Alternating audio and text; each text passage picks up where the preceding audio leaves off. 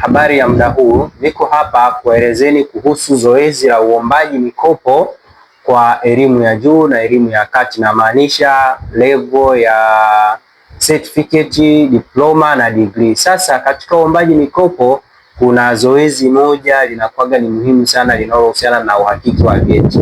Uhakiki wa vyeti unafanyika na RITA kwa njia ya mtandao. Sasa kwa mwaka huu kuna maboresho kidogo katika mfumo wa uhakiki wa vyeti vya kuzaliwa na vyeti vya kifo.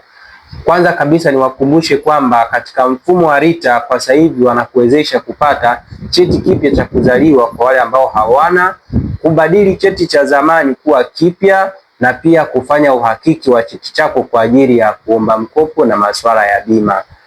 Sasa kwa leo ni kujulisheni tu kwamba katika zoezi la uhakiki wa cheti, kwanza linakupasa uwe na cheti cha kisasa. Je, utajuaje hiki cheti changu ni cha kisasa na sio cha zamani? Kwa sababu nishaisemea kwamba kuna kubadili cheti cha zamani kwa kipya. Ili ujue cheti chako ni cha kisasa au kipya, inabidi unaenda kwenye sehemu ya cheti chako ya entry number, then unahesabu tarakimu zilizopo pale. Kama zipo pungufu ya 12, basi hicho cheti chako ni cha zamani. Na hivyo vyeti vingi ni vile ambavyo tunaviita ni typewriter. Kwa hiyo itakupasa ufanye mabadiliko ya kuomba cheti kipya kabla ya kufanya uhakiki.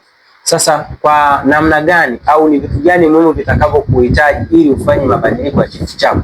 Kwa taarifa zaidi, ndugu Mtanzania, endelea kuwasiliana nasi kwa namba hizo hapo, lakini pia endelea kuwasiliana nasi kupitia linki yetu ya group la WhatsApp, lakini pia kwa mitandao ya kijamii kama Telegram, TikTok pamoja na YouTube. Tunapatikana kwa majina ya mikopo na elimu ya juu. Karibuni sana.